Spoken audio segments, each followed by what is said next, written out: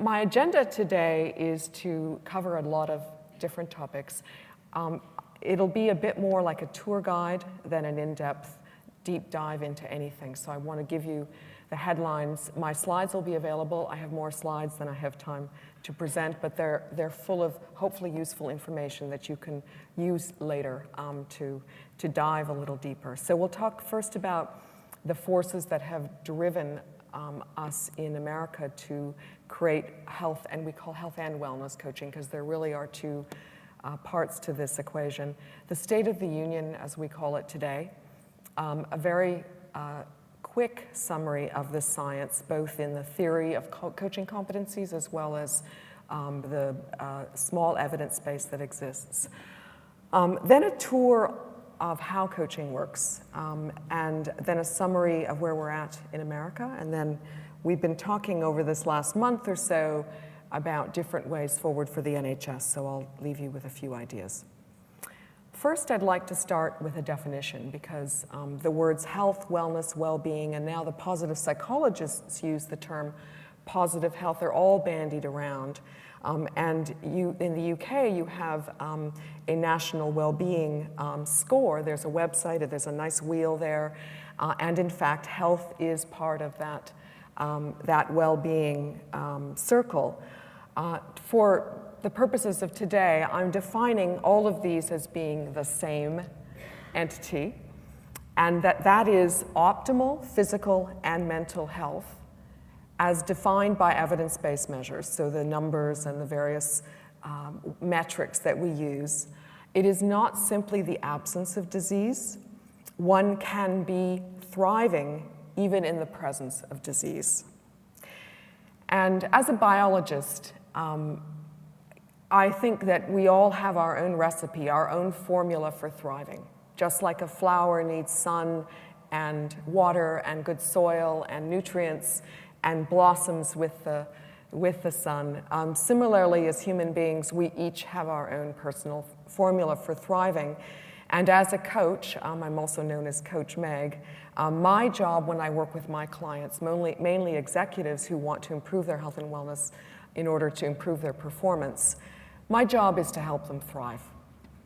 And that's a different entity than what you might measure in your office. But people want to thrive, people want to flourish, people want to have a great life. They want to have the energy to make the contribution that they were born to do. And so health really, at the end of the day, is the resource for our thriving.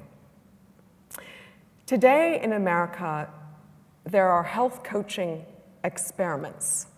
Most of them are only a few years old across the spectrum. We have a growing cadre of people who call themselves professional health or wellness coaches, who are engaged in helping people thrive.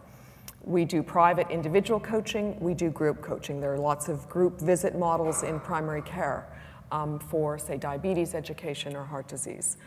My organization just got a grant with Columbia, which involves bringing coaching to seniors' residential centers in New York City.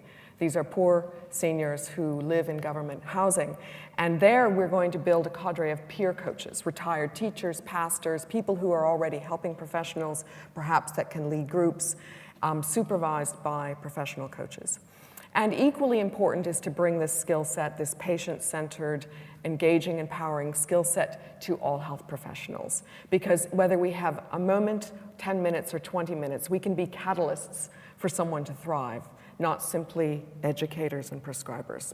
So we have coaching from parents, moms who are about to have babies, who want help in being healthy during their pregnancy, right to the end of life, where working with people in their last months to set goals. You can really have a goal right to your last days, to live your last days and to die well, and perhaps even save significant healthcare costs at that end. So it's across the spectrum. I'm personally involved in a new adventure, you might call it, around coaching for food addiction, which is becoming a clinically recognized syndrome. And I'm personally also working on a coaching intervention for fibromyalgia and chronic pain, which is very much an unmet need. So lots of diversity here, lots of experiments. So the headlines in recent past include the following. As you know, many long-term conditions are related to the way one lives one's life and one's habits day to day. Today, the evidence base is now compelling for the use of lifestyle interventions such as exercise, healthful nutrition, weight management, mindfulness, and stress management to expand from the prevention of disease to the first-line treatment of disease. So walking is medicine. Meditation is medicine. Fruits and veggies are medicine. This is really the new world, which means that medicine needs to help people engage in their day-to-day lives, and this is a big key to the future. And similarly, I'm sure to America, this is where the economy is going to collapse in the coming decades, because without these lifestyle changes, the chronic diseases like diabetes and obesity are going to take over our finances. And as we've already discussed, medicine is beautifully designed for acute, not long-term conditions. If you've had a heart attack or a car accident, we take you by your hand and take you through the system and do a wonderful job. In America, and I don't know whether the data is the same here, given that lifestyle is medicine, it turns out that there's a lot of room for improvement, because only 5% of US adults engage in the top health behaviors: exercise, eating well, et cetera. So 95% of us have some room to grow. I often take the time to just have people stand up and share where they're at with these top 5. I'll leave you to do that on your own, but most of us are not engaged in these behaviors.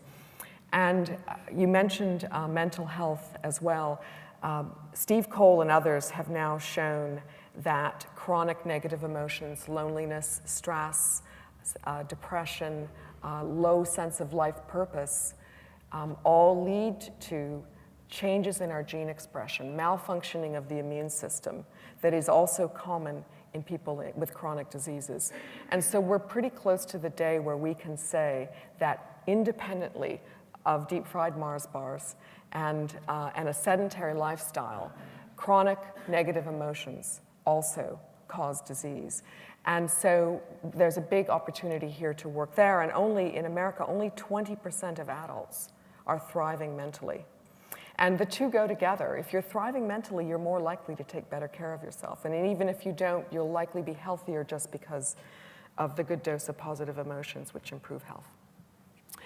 So the forces that have brought us here today have started really on two fronts: the domain of health and well-being and optimal health, and then the science and practice of helping people change.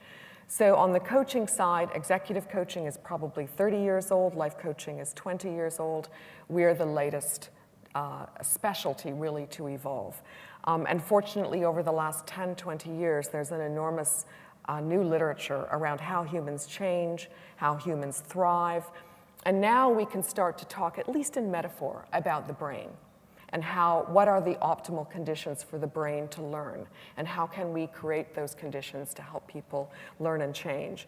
And then on the wellness side, we have in America a big wellness movement. We have an integrative health and medicine movement. We call long-term conditions chronic diseases, so chronic disease management is a big topic, and then most recently lifestyle medicine. And so it's all these forces together that have all kind of united around this path. And in the UK, many of you may know, perhaps the most famous coach in the world is Sir John Whitmore. And what's inspiring about John's, the position that I've really appreciated most is that he describes the stage that we're in human history as perhaps the first time when we want humans to be self-sufficient with their career planning, with their financial affairs, and now with their health. Because we live too long to rely on others to support us. And so this really is the era of self-sufficiency, and coaches are the agents of delivering this self-sufficiency. So the State of the Union. This is a simple definition then of the work of a health or wellness coach. We are responsible for facilitating a partnership. It's not a hierarchical relationship. It's an equal partnership and a change process that enables our clients, and we generally don't use the word patient, to change their mindsets and develop and sustain behaviors proven to improve health and well-being, going beyond what they have been able to do alone. So we hold the hand of our client for the time it takes. The number of sessions varies widely, but from where they are today to where they want to go with respect to their agenda around health and wellness. Today, in this last decade, we see coaches working in broad and diverse settings. It started out, when I started out, really in the corporate arena, because in America, unfortunately, corporations are responsible for the cost of healthcare for their employees, and so have a big incentive to help people be healthier. And today, that means that it's becoming more common that there is a resident health coach in a corporation. I recently did a Q&A session where someone told me that they were going to have one coach for every 250 employees. So really on the ground resource. There have also been, because personal training is an entrepreneurial affair in America, the personal training, the fitness industry have been leading the coaching industry as well, and often they are combining their fitness services with coaching services, as are dietitians who are combining nutritional services, and then often mental health professionals combining their expertise too. So you see a lot of private practice. Also, in the early days, the health insurance plans have offered coaching services, fairly a light version, but they've been selling it to employers. It's not been a healthcare service. Hospitals are doing wellness and health promotion for their employees, so you see coaches there.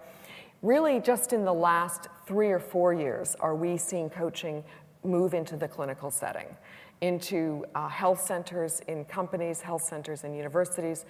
Medical fitness facilities are a specialty within health clubs. And now, it's not in orange because it's still very small scale, we're now seeing coaches in physician practices, in clinics, weight loss clinics, diabetes clinics, integrative health clinics, really across the spectrum. So still very new and long way to go. We're really not very much further ahead of you in the UK. And there is also a broad diversity of health professionals using coaching skills. The two largest groups are nurses and fitness professionals. After that, dietitians, mental health professionals, but there are coaches representing all of these different backgrounds, and one of the growing areas is career transitioners, because in our state of having a shortage of jobs, a lot of people have kind of woken up and said, I'm really passionate about this field of helping people thrive, and I'd like to make this my next career. And so we've got a lot of people going back to school to get some form of health credential and becoming coaches. Along the way to build an academic home for coaching and the science of coaching, I co-founded and co-direct the Institute of Coaching at Harvard Medical School, and our goal is to bridge science to best coaching practices. We raised a $2 million donation. We give out $100,000 in coaching research grants. We're probably a year or two from self-sufficiency. We've built a professional association so that people donate to access our archive and library of fun and engaging resources. I co-direct an annual Harvard Medical School conference called the Coaching and Leadership and Healthcare Conference, which I can recommend highly, and then our professional association. So this is something that you can each join. Maybe we could find some sort of discount for the NHS for those who are interested. And then in the last 2 years, a number of us have joined hands together, and in fact, we're competitors in the marketplace, so this was no small feat to have us all come together to agree that we need to build a national standard, that we need to be able to say, this is what a coach does, this is the background they need, this is the training and education they need in order to pass a national credential. There are 70 plus organizations. The website is at ncchwc.org. And we're about to start raising money to do the ground up organic work to define the job, the tasks, the knowledge that's required, and then build a national credential. And we are working at both levels, both to define the standard for the professional coach, but also our stakeholders include health organizations, what we call physical therapists, pharmacists, occupational therapists, nurses, doctors, because there's an opportunity to integrate perhaps 10 or 20% of the coaching skill set into all these professionals. And we also have a team of coaching researchers across a number of academic centers working together to do the right studies to build the evidence base that we need. My original vision, you might even at the time call it a fantasy, it was a long way from reality when I set out, was to really ultimately create this partnership between the doctor and the coach. And that to do that, we needed credibility of a cadre of professional coaches. We needed a good theoretical foundation for our work, and then evidence. And today, in the clinical setting, there are discussions and experiments in a number of areas. Changing mind and behavior, as I've mentioned, decision-making about whether do you have the back surgery or not, or do you go to your physiotherapist and do exercises. An important place is the transition of care between hospital and maybe rehabilitation, or from rehabilitation to home, and lots of things go wrong there. So that's a place for coaching. There's a place for coaching in what we call the catastrophic folks, the folks often homeless who are in the emergency room way too frequently. Getting more engagement in treatment and medication regimens. And then there is a place for health education that needs to be delivered thoughtfully, just in time. So lots of different places for coaches to sit. So moving to the science, we now have 4 textbooks discussing coaching or theories that inform coaching competencies. I co-authored one with my team of a dozen faculty that's specific for healthcare. I'm in fact writing, I just submitted a chapter to the second one, the Handbook of Coaching Psychology, which is UK-based on health coaching. So there will be, the first time, there will be a chapter on health coaching in a local textbook. So we now do have a very robust theoretical foundation. We all rest on our own favorite theories. Executive coaches have a different list than those that are in the healthcare field. The literature is small, and it really doesn't bear a microscopic look, so I'm just going to go through it quickly. There are, to date, 16 randomized control studies with interventions that approximate coaching. For the most part, these studies trail what we teach coaches to do, so they're out of date. Nevertheless, there is a small literature, and one of the more famous studies was published in the New England Journal of Medicine 15 months ago, a Johns Hopkins study, Health Coaching in Obesity, which was a intervention that probably was more like motivational interviewing, for those of you who know what that is. And at 2 years out, 5% weight loss. So 5%, you've actually lost 5% of your body weight and sustained it for 2 years. What's interesting is that first, around 41% of the coaching clients sustained weight loss at 2 years, which is a big step forward. What's also interesting is that there was no statistical difference between phone-based coaching and in-person.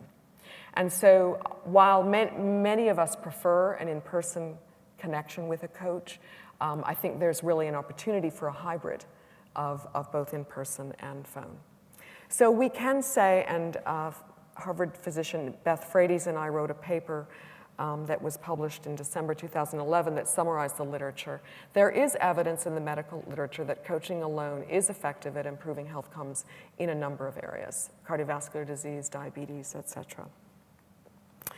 I want to share with you, though, some unpublished projects, not to sell their veracity, but to just show you where some experiments are happening which might lead to some ideas for you.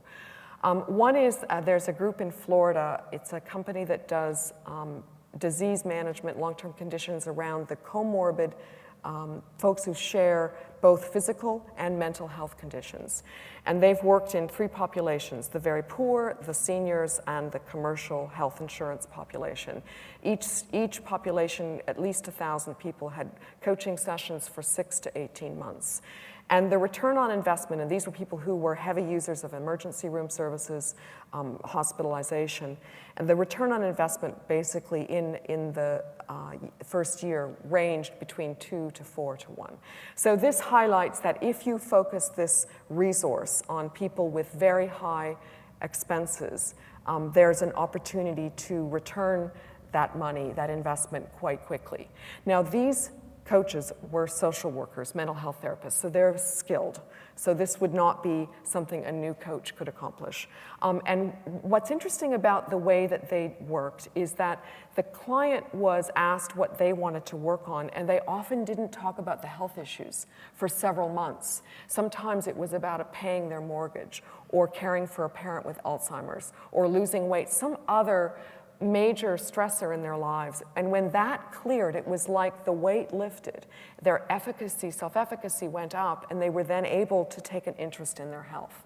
So often you have to go through the side door to help people relieve the thing that's really weighing them down before they're really ready to work on their health. This is a Mass General affiliated primary care practice. It was a small study in hypertension, 26 people, both face-to-face and phone sessions. And you'll see in the coaching group, pre-coaching, about 68% of the clients had hypertension, and then after the intervention, it was about 32%. And I think hypertension is a particularly good focus for coaching because we do improve emotional states. We are reducing stress, and perhaps the first place that shows is in blood pressure. So there's an opportunity there. This is a large physician practice called Harvard Vanguard, a diabetes population, and where the results were statistically significant. So there was a coaching group and then a group that got coaching and nutritional counseling. It took both interventions to get statistically significant results in weight loss, but with blood pressure, in fact, coaching alone was impactful. A hospital in Texas, almost 300 employees received 12 weekly wellness coaching sessions, and average weight loss, 5 pounds, that's about 2 kilos, 2 fewer health risks, improved quality of life. So this is an example of a hospital employee population who are beginning to walk the walk. So let's move on to how coaching works and what it takes to change. Einstein said, we can't solve our problems with the same thinking that we had when we created them. And one of my many scientific heroes is Robert Keegan at Harvard Medical School, who's taught us that where you are today with your worldview, which may be, I have never been able to lose weight and keep it off. I have never sustained regular exercise for longer than a few weeks in my life. I don't know how to cook. I can't relax enough to meditate. That is a worldview that people are living within, the box within which they live, and they do not have the brain software or network to imagine it being differently. They simply don't know what it would be like to be someone who exercises regularly or can lose weight and keep it off. And so we really have to help people, in fact, create a whole new worldview. You know, when I work with executives, the simplest shift is that they go from, if I put my health first, my performance will suffer, because that takes time. And I'll have to get up earlier, or I'll have to find time for exercise. And where they land a year later, which is, I think, at the point where you can say, this is going to stick, is to say, when I put my health first, my business performance has never been better. And that's a very big shift. And that shift has not happened in corporate America to any large extent. In fact, until that happens, we're really not going to see corporate employees do better. And so it really is about building this new worldview. And now that we're beginning to understand how the brain changes and how neuroplasticity work, we know that the brain grows by neurons connecting to neurons that have never connected before. And the metaphor we use is that when you have a new insight, You have a thought, an idea that you've never had before. You might imagine neurons connecting that have never connected before. And the great thing is that you get a little burst of feel-good neurochemicals, and for a moment, you're willing to try something new. Your mind is open, you're curious, you're maybe a little bit adventurous, and you might do something that you would otherwise not have done. And so at its simplest, coaching is about creating the dynamic that leads to an insight, an aha, I never thought about that before, I could really do that. That leads you to a new action that you wouldn't have done otherwise. And then you come back and you unpack and harvest the insight, good or bad, lessons learned. It's often more learned when things don't go well. That leads you to go out energized, ready to do something new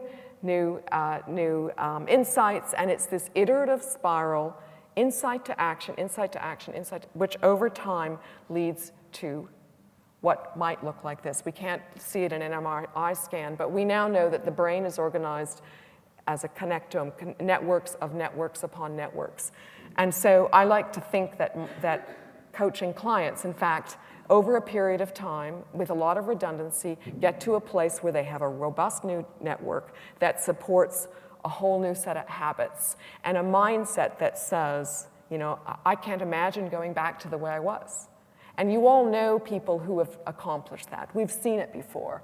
And that's really our goal. So what does it take to make that happen? Here are my proposed mechanisms of action for coaching.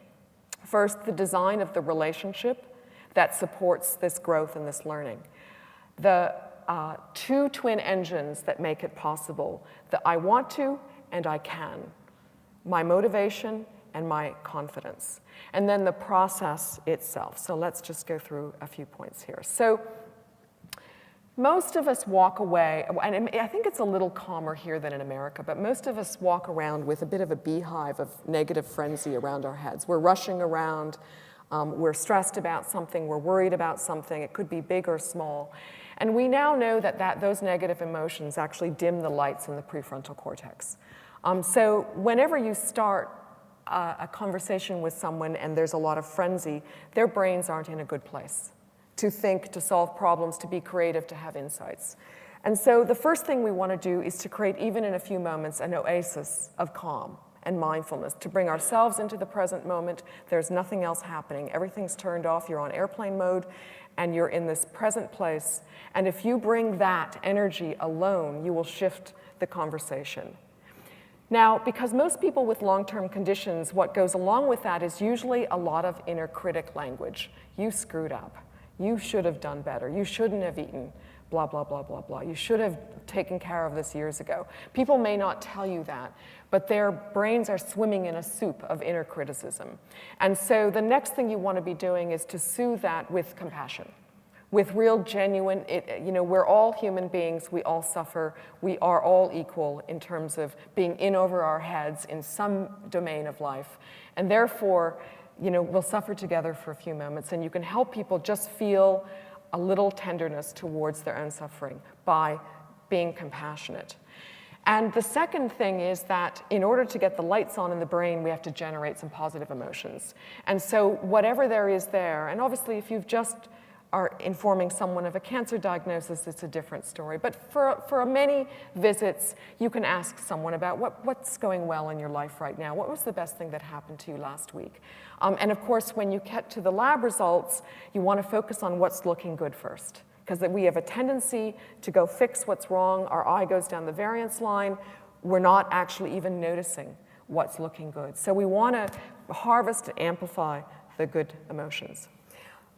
Kristin Neff, over the last decade, has built, and with others, a body of work around self-compassion. If you want to explore this further, her website, selfcompassion.org, has a self-compassion assessment. There are a number of psychological researchers showing that self-compassion is a better basis for motivation and achieving goals than self-esteem. So beating yourself up, pushing yourself to go further, that slightly nasty energy is in fact depleting. And so self-compassion is sort of a new place to look. And then just out a month is Barbara Fredrickson's new book. She is spent the last 20 years describing and studying the biology of positive emotions. And in her book, she has captured the research that shows that love, in fact, as a biological activity, not romantic love, but the simple notion of connecting with another human being, eye to eye, for just a few moments, leads to neural synchrony. Our brains actually light up in the same places. And that leads to improved vagal tone and improved brain function, and then downstream from that, if you have lots of this every day, improve physical health. And so these moments of connection are health-giving all to their own. A little data: patients of physicians with high empathy scores were significantly more likely to have good control of hemoglobin A1C and LDL scores. So even empathy, in fact, in its own will actually lead people to engage. You may have seen the Prince of Wales editorial that just came out on integrated health and postmodern medicine, and he describes the crisis in caring and asks the question, are we doing enough to ensure there is sufficient empathy and compassion instilled throughout training in medical schools and in later hospital training? One of my physician colleagues at Mass General is the resident empathy expert, and she is, Mass General is known for its brilliant medical care, but the empathy part is completely lacking. And so her next stage of her medical career is focused, dedicated on bringing empathy to the medical care at Mass General. My next scientific heroes are Adisi and Rich Ryan, and before they came along, the only real theory of motivation was Maslow's hierarchy of needs, which has now been shown, it had no data first, and Gallup has just recently shown that, in fact, people who are poor and don't have enough to eat want to self-actualize. So Adisi and Ryan's work, what they call self-determination theory, is a big foundation stone for our work as coaches. And one starting point is that they believe that our primary and universal biological drive is the desire for autonomy, the desire to be my unique, eccentric self. There was no one else like me. I march to my own drummer. I make my own choices. I am in the driver's seat. And that's really good news, because while we've taken away autonomy in healthcare, it is our birthright. And if you can dig it out from the stress and clutter of life, it will come alive. It's like drilling down to an oil well. It will gush when you find people's autonomy. I'll leave you to read this Pickles cartoon.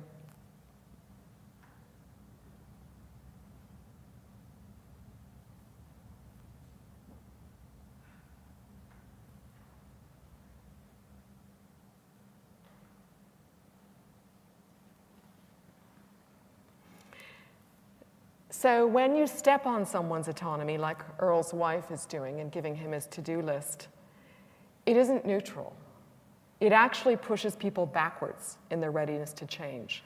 It generates resistance. We defy people who tell us what to do. If you've got teenagers, you see it writ large. When we get older, we're more polite. We smile. I was talking to a pharmacist who was talking about prescriptions being left in the garbage pail outside the pharmacy. You know, we still defy when we're told what to do. It's a natural, it's not very thoughtful, but it's a natural human knee-jerk distinction. And because of this resistance, Bill Miller and Stephen Rolnick, Stephen is a UK-based physician, created a model called motivational interviewing, initially for addiction, in order to get, in part, around this issue, which is that when we impose our will on someone else, they resist. And the three simple coaching competencies that we teach and we all get better with over time is, as my motivational interviewing trainer, my favorite one, says, get out of sales and get into fishing. So ask the open question, what would your life look like if your health was great and your energy was good? And then listen, and then reflect. And reflecting creates that connection. Just simply open question, really full listening, all ears, there's nothing else going on in your head, and then to reflect back what you've heard. And this works. This is a small study. One obesity counseling visit One group of physicians trained in these techniques, collaborative, empathetic techniques. One doing the usual Mr. or Mrs. Fix-It approach, prescribing, maybe somewhat impatiently. And the physicians who used the motivational coaching techniques, their patients lost an average of 1.6 kilos 3 months later. No other intervention, just a collaborative approach. So the bottom line is that if we want to pull out people's autonomy, their life force, their desire to be themselves, then we have to get ourselves out of the driver's seat. Because for so long as we're driving the car, our patients and clients are not learning how to drive. And so if you just remember they're driving and you're the passenger, and to resist the urge of grabbing the steering wheel, which is hard to resist, because you want to say, would you do this? This is what I want you to do. You've got a problem, I've got the solution. As soon as you grab the steering wheel, what's happened? Your patient is no longer driving the car. And so you've really got to put people in that dynamic into the steering wheel. So the next thing is you want to enlist their life force, enlist their motivation. This photograph was done by a photographer in Finland. And you might know the joke, how many coaches it takes to change a light bulb? None, because the light bulb has to change itself. And in this picture, you see the light bulb also has to plug itself in. And what DC and Ryan have shown is that there are 4 kinds of motivation that are, it's not simply a continuum from a little to a lot. They're distinct kinds that have very different ways of manifesting. And I've simplified it by talking about the outside, the external, and the inside, the autonomous. The external, the one we all know well, is the expert. Your mom, your sister, your spouse, your doctor says, this is what I want you to do. And what happens is you either comply, because you don't want a conflict, you don't want to get in trouble, or you defy. You don't do any further reflection. And then the next iteration of this is when you take that expert, the billboard that says, eat less and exercise more, and you bring it inside and you put it on your shoulder as your inner critic, who then says to you, eat less and exercise more, I should do this. And that kind of motivation is also unstable. It's a negatively based motivation. There are 2 kinds that work well, and I've simplified them by relating them to the time frame, present or future. The autonomous motivation, the inside motivation in the moment, is when you do something because you just love to do it. You fell in love with your yoga class, you fell in love with your meditation program, you love to cook healthful Indian curries, whatever that behavior happens to be, you just love to do it. And it would be great if we all loved to exercise and eat well and do all these great things, but we can't really sit around and wait for that. I mean, it took me 20 years to find a meditation that I now do 5 days a week. Nothing had really stuck until then. And so it takes often a long time before you find the thing you love to do. And we really can't wait that long. So the kind of motivation that is also more reliable is the kind that's related to you wanting either you want to be somebody in the future or you want your life to be a certain way in the future. So I want to be fit and strong so that I have the energy I need from morning to night to make a difference, so that I can see my grandchildren grow up, so that I can not be a burden on my family. Whatever that future motivation is, then you have the prefrontal cortex online. You are remembering why. And we make 200 decisions a day around healthy versus unhealthy behaviors. And the more we play the tape, this is why I'm choosing the apple over the cake. This is why I'm not putting the snooze button and I'm getting up. It's because we've got a future reason that we value dearly, that we want. And for most of the decisions, we're willing to give up the impulse for what we want in the moment. And that's the kind of motivation we want to cultivate as coaches and health professionals. One of my fellow coaches, who's a dietitian, has a story about what I call the why behind the why. So she asks her client, why do you want to lose weight? And the client says, well, I really want to fit into this pair of jeans I haven't worn for a long time. And so why does that matter to you? And then they went on for 10 whys. And the final why was, my husband died recently, and I want to be able to wear my wedding ring again. And that was the why behind the why. That was the why that would come to mind when she had choices to make. And when you find that real why that really matters to you, then it will serve you in helping you make the choice for the future versus the moment. Motivation doesn't stand alone, though. It is intertwined and codependent with confidence. Motivation goes to sleep when we don't believe we can do it. It's too hard to dream of something if you know you're going to fail. So we don't allow ourselves to dream. So I think the bigger part of our work with coaches is, in fact, building confidence. Motivation is there. It will come alive when people think something is possible. You remember Henry Ford, whether you think you can or think you can't, you're right. Your belief in your own ability to be successful is a significant predictor of whether you will be successful. We have at least two scientific heroes in the world of self-efficacy, Al Bandura and then Jim Prochaska. And in fact, Jim's colleague, it's actually John Norcross, yes. John Norcross just published a new book 2 months ago called Changeology, which is the latest around the model called the trans-theoretical model. If you're interested, it's actually chock full of tips. In the positive psychology world, there's a lot of work being done around the use of strengths to improve one's confidence and competence. There's a group in the UK, the website is Strengths 2020. They've created it's a very good strengths assessment. And in their book, they note that only about 1/3 of adults know what their strengths are. Most of us are focused on our weaknesses, where our inner critics do a far better job than our inner champions. And so you could think about adding to medical records people's strengths. It could be just the things that their friends and family list. It could be that they do a survey. The character strength survey is a good one because that's about your values and not your talents that you're born with, what you really value.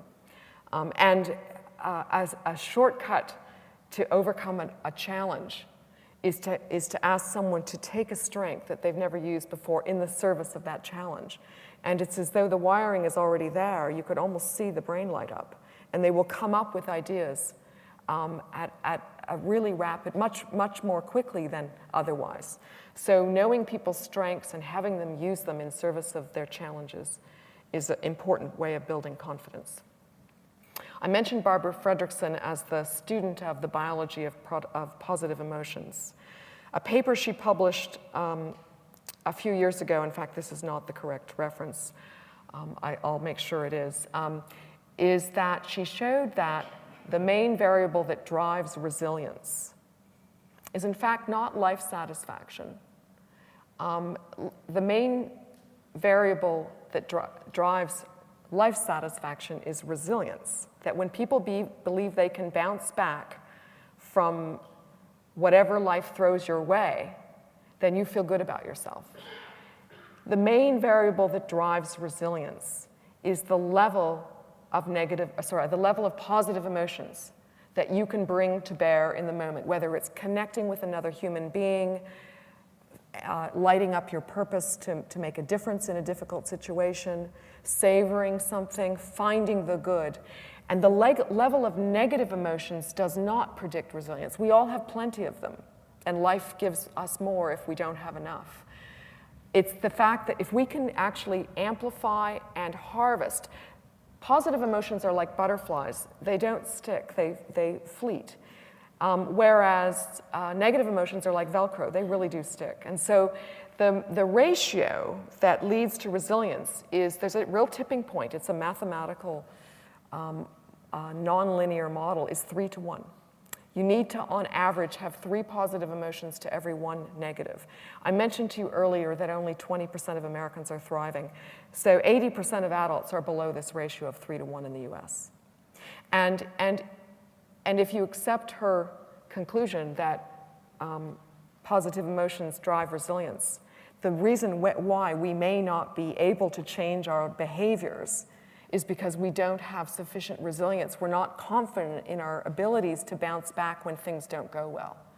So simply building the day-to-day bank account of moments of pleasure and savoring and humor and connection in itself will improve people's capacity to change. There is a ratio, positivityratio.com. It takes about 2 minutes. We now have physician practices and fitness facilities using the positivity ratio in health records. It's, in fact, a better entry point to talk about sadness and depression and anxiety, because if you ask people to do the positivity ratio, then they'll say to you, you know, I'm a little on the light side here, you know, 1 to 1, and then they'll start talking about it. And then you have a nice opening to talk about generating more positivity. And even if they don't start exercising and eating better, as I mentioned earlier, the positive emotions in themselves will improve health. Telomere length is longer when people don't have high levels of chronic stress. There have been studies with people getting infected, poor souls, with flu and cold viruses. And their antibody titer and the viral load in the blood is in fact lower in the people who have higher levels of positive emotions. They also feel better, their Kleenex is even way less. If you've got chronic pain, your symptoms will be less, and you're just going to feel better about yourself, value yourself and your life more, and you're more likely then to engage in things that take care. So positive emotions are on their way to becoming a vital sign.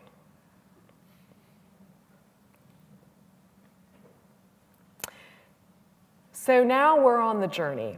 We've created this relationship, moments of special connection. The brain of our clients and patients is lit up. They're thinking new thoughts, having new ideas, imagining new possibilities. They're charged, their motivation is there, they know why this matters to them. Their confidence is, you know, it comes and goes, but, you know, it keeps getting recharged every day by looking at the future and having the mindset that works for this process. One of the things I recommend to my clients is to think about this process and activate your inner scientist.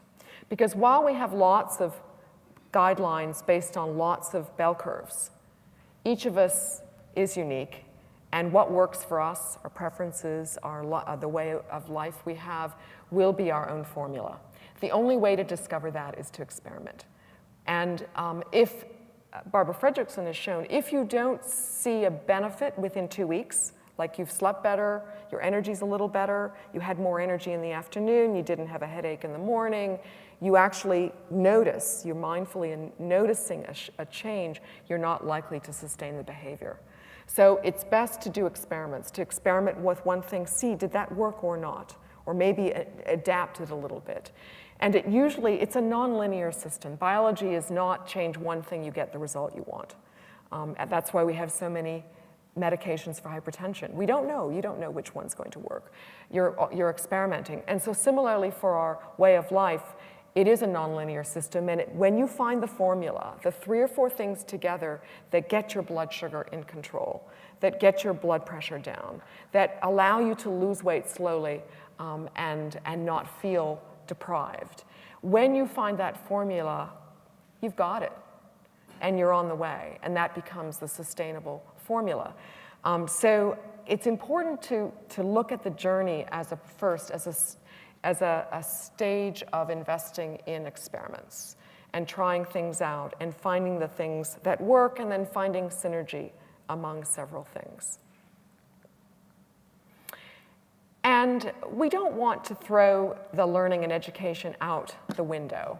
And we know that our patients and clients know something about their situation. Health literacy may have lots of room for improvement.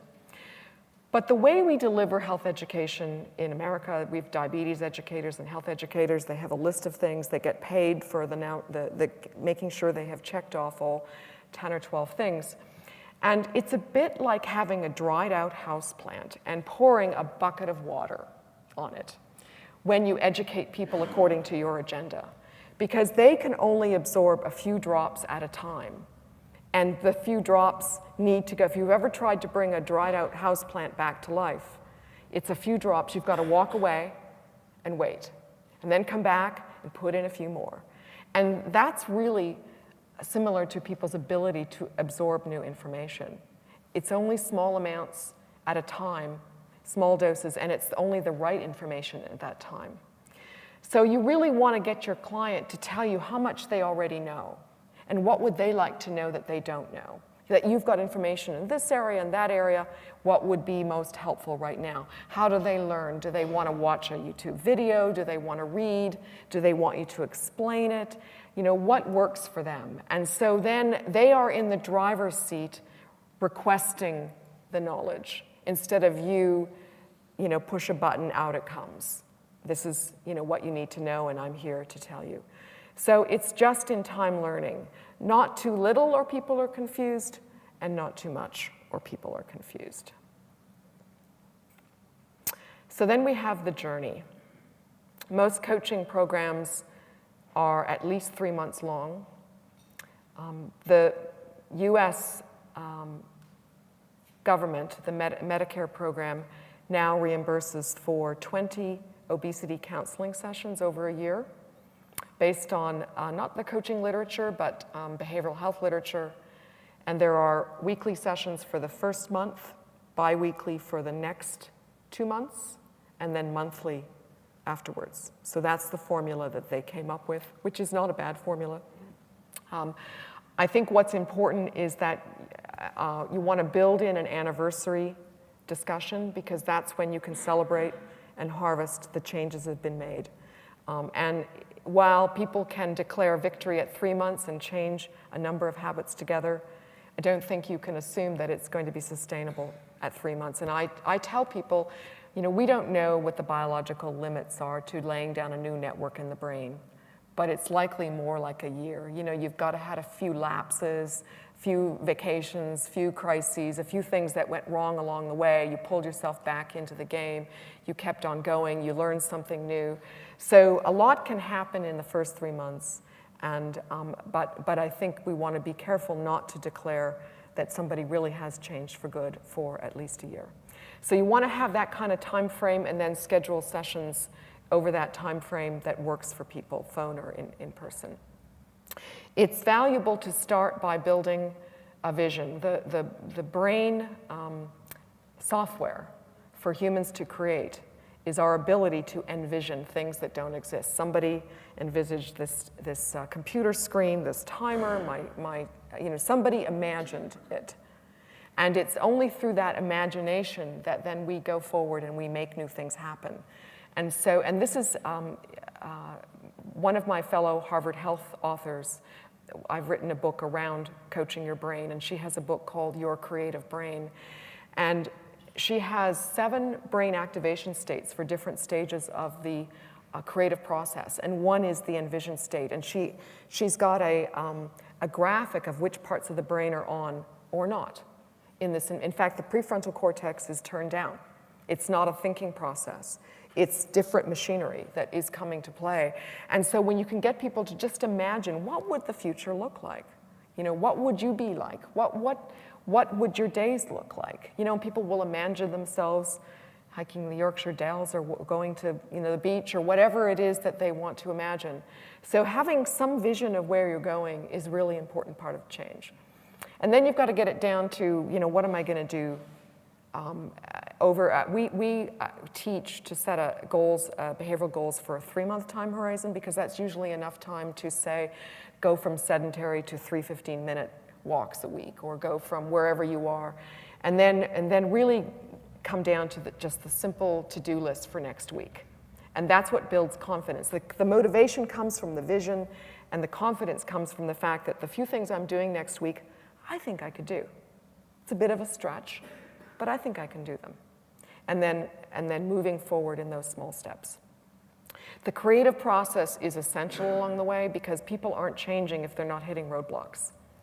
And so we welcome them as coaches. If you know Ben Zander, who's a Brit, who's a conductor of the Boston Philharmonic Orchestra in Boston, he has a saying, you know, when you make a mistake, you go, How fascinating. Isn't that interesting? And that's the sort of thing that a coach might do. You know, how fascinating that that didn't work. You know, let's unpack that. Let's explore that. I haven't talked a lot about engineering your environment. That's a big piece of change, particularly having your team of supporters, cheerleaders, who you're accountable to, however that works for you. Some mode of accountability. You know, even CEOs, managing directors, love to report on how they're doing to their coaches. Navigating setbacks, sometimes we need to refer to other providers along the way. So then, in summary, where are we at today? In the time I've been at this, I think we can say we've established a foundation to scale up the field.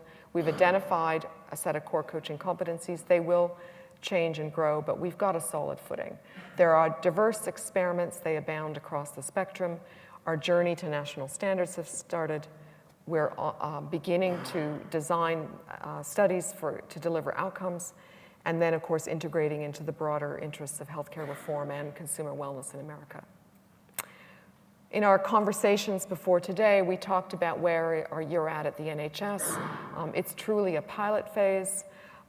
You've got really the opportunity to work at the two levels I've spoken about, developing a cadre of well-trained coaches, perhaps putting those on the toughest situations, as well as training health providers in basic coaching skills. And then in my experience, there are opportunities that might be good starting points, including the high-risk folks, especially where you have mental and physical comorbid disease. I've showed you hypertension. Diabetes is a great place because it is basically a lifestyle disease. And I think there's a lot of promise for chronic pain as another field. So with that, thank you for your attention and your interest, and I look forward to working with you all over the day as we take this conversation further.